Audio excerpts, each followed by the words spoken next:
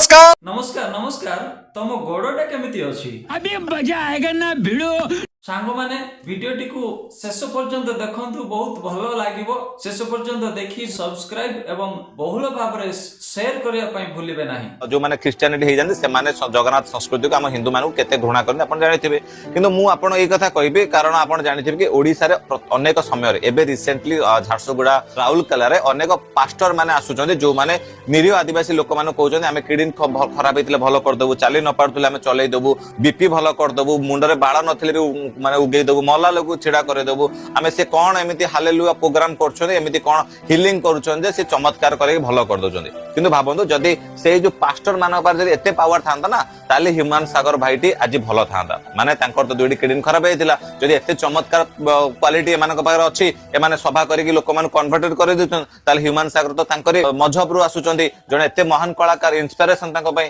तो तांको तो से भलो करथै पारंद ना आपण माने देखुथिले बेरोजगार गेंडालिया कोकिशियाणी को एबे आसंतु देखिबा मेंटल डिजेबिलिटी अवार्ड पाइबा पई दाबीदार जने अकर्मण्यंकु जने बहु उपाधिर अधिकारी को आउ तांकर एते सब उपाधि से निजे अर्जन करिसंती आउ से की कर्म करी से एते सुंदर उपाधि गुडा पाइसंती आसंतु प्रथमे देखिबा जे तांकर उपाधि गुडा कोन से सुंदर सुंदर से उपाधि रे सम्मानित अटंती।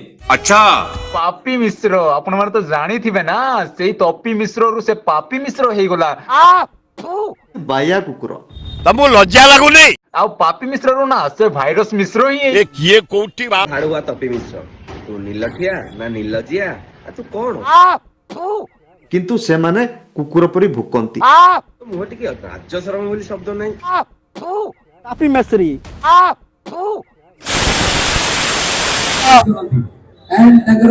एबे आसिया मोस्ट अनवांटेड 17.5 एमजी सरदार हटाखंड मृजात पापी मिश्र पाखु तमु लज्जा लागुनी तू पापी मिश्र तोते कोन मिछुरु मु तो ना पापी मिश्र देछि तू पापरे बुड़ी रहिछु पापी मिश्र मु एते वीडियो रे कहलिनी जे तू तो पुओ जो तो स्कूल जा बोली ए सोटा मुंड रे बुद्धि बसुनी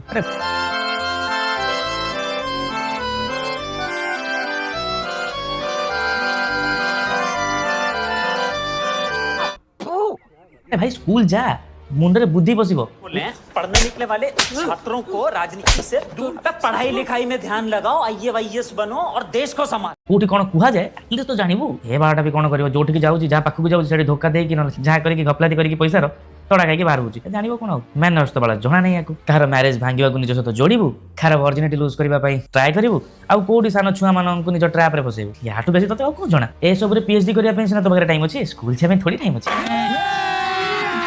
अभी मजा आएगा आपण माने जानंती कपिल सदृश कंठरे जन्म नै ओडिसा रे अति लोकप्रिय हासिल करथिबा ह्यूमन सागर जहाँकर देहांत नवेम्बर 17 तारिख रे घटिछि किंतु तांकर देहांत परे अनेकंकर जो तात्सल्य जो परिहास जो अटहास्य सेमानक मध्यरे आपण माने देखिले एई दुई जनकर भूमिका अति गुरुत्वपूर्ण अटे ह्यूमन सागर सुंदर गीत गाई सिए सारा ओडिसा रे निज नाम परिचित करै पारिथिले हेले एमानकर ना अछि कोनोसी बिलेई परी स्वर किंबा बलद परी स्वर कि गध परी स्वर कि गाई परी स्वर कि घोड़ा परी स्वर कि हाथी परिका स्वर कि चढ़ई सदृश स्वर कि काउ परिका स्वर कि कोनोसी चिलो परिका स्वर किंतु एमानकर पाखरे जो भितरे अछि कुकुर एवं बिलुआ स्वभाव सही बिलुआ कुकुर स्वभाव रे बक बक करी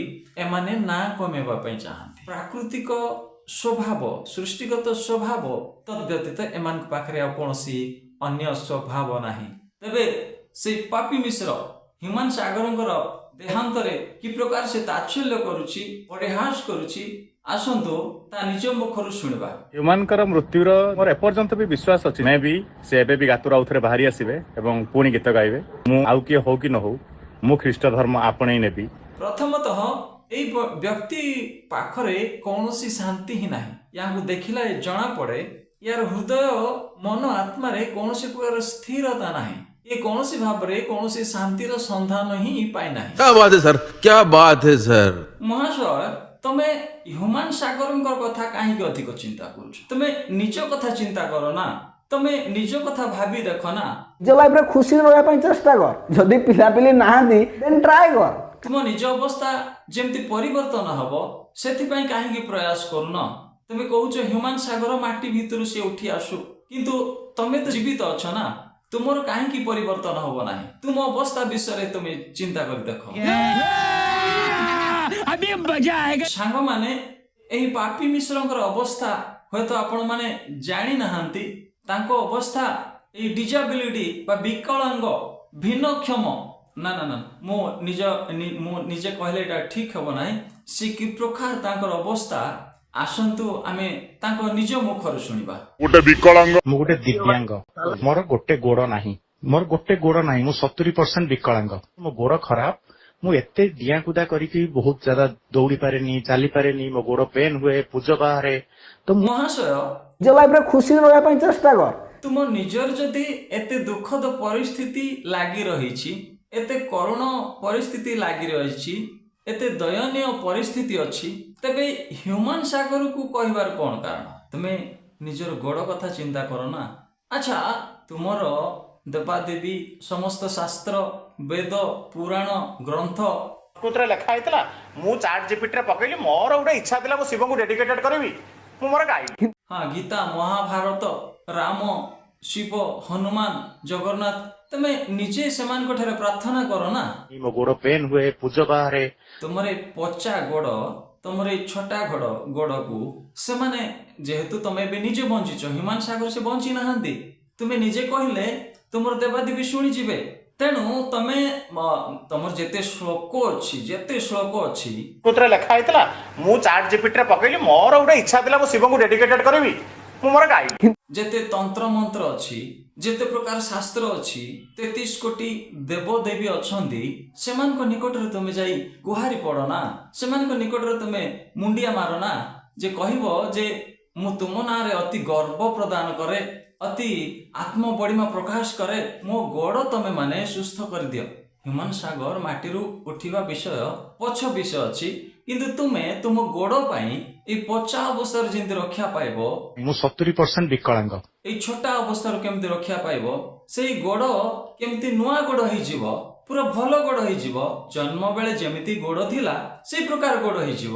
ତମେ ନିଜ ଦେବାଦେବୀ, ତୁମର ଜଗନ୍ନାଥଙ୍କର ସତରେ ଯଦି ଅସ୍ତିତ୍ୱ ଥିବ, ଯଦି ତୁମର ଜଗନ୍ନାଥ ସତ୍ୟ, ତାହେଲେ ତାଙ୍କ ଠାରେ ପ୍ରାର୍ଥନା କର ନା, ଯେମିତିକି ସେମାନେ ତୁମର ଗୋଡ଼କୁ ପୂର୍ବ ଅବସ୍ଥାକୁ ନେଇ ଆସିବେ। ଅତି ଚମତ୍କାର ଭାବରେ, ଅତି ଆଶ୍ଚର୍ଯ୍ୟଜନକ ଭାବରେ ତୁମର ଗୋଡ଼ର ଅବସ୍ଥା ସେମାନେ ପରିବର୍ତ୍ତନ କରିଦେବେ। ମୋର ଗୋଟେ ଗୋଡ ନାହିଁ।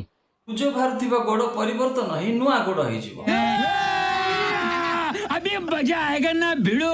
माल की दे रहे ସାଙ୍ଗମାନେ, ଆପଣମାନେ ଏଇ ପାପି ମିଶ୍ରଙ୍କୁ ପରାମର୍ଶ କରନ୍ତୁ, ଯେମିତିକି ସିଏ ତାଙ୍କର ଦେବତା ପାଖରେ ତାଙ୍କର ଯେତେ ଶ୍ଲୋକ ଅଛି, ଯେତେ ତନ୍ତ୍ର ମନ୍ତ୍ର ଅଛି, ସେଇଟା ପ୍ରୟୋଗ କରି ଆଶ୍ଚର୍ଯ୍ୟ ଭାବରେ ତାଙ୍କର ନୂଆ ଗୋଡ଼ ହେଇଯିବ। ଏବଂ ଯଦି ତାଙ୍କର ନୂଆ ଗୋଡ଼ ହେଇଗଲା, ଯଦି ତାଙ୍କର ଦେବତା ତାଙ୍କୁ ନୂଆ ଗୋଡ଼ରେ ପରିଣତ କରିଦେଲେ, ଆଜ୍ଞା ଭାଇମାନେ, ବନ୍ଧୁମାନେ, କିଏ ହୁଅନ୍ତୁ କି ନ ହୁଅନ୍ତୁ, माल की दे रहे କିଏ ହୁଅନ୍ତୁ କି ନ ହୁଅନ୍ତୁ, ମୁଁ ଲେଖିଦେବି, ମୁଁ ଗ୍ୟାରେଣ୍ଟି ସହିତ କହୁଛି, କିଏ ହୁଅନ୍ତୁ କି ନ ହୁଅନ୍ତୁ, ମୋ ନିଜ ଧର୍ମ, ହଁ, ସିଏ ଯଦି ହ୍ୟୁମାନ ସାଗର ମାଟିରୁ ଉଠି ଆସିଲେ, ଆଉ କିଏ ହଉ କି ନ ହଉ, ମୁଁ ଖ୍ରୀଷ୍ଟ ଧର୍ମ ଆପଣେଇ ନେବି। ସେ ଖ୍ରୀଷ୍ଟିଆନ ହେଇଯିବ ବୋଲି କହିଛନ୍ତି।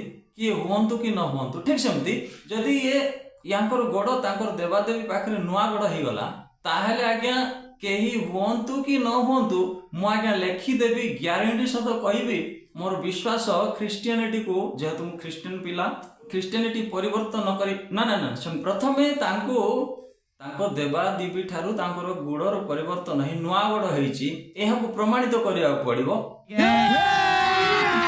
अभी मजा आएगा ना भिड़ो।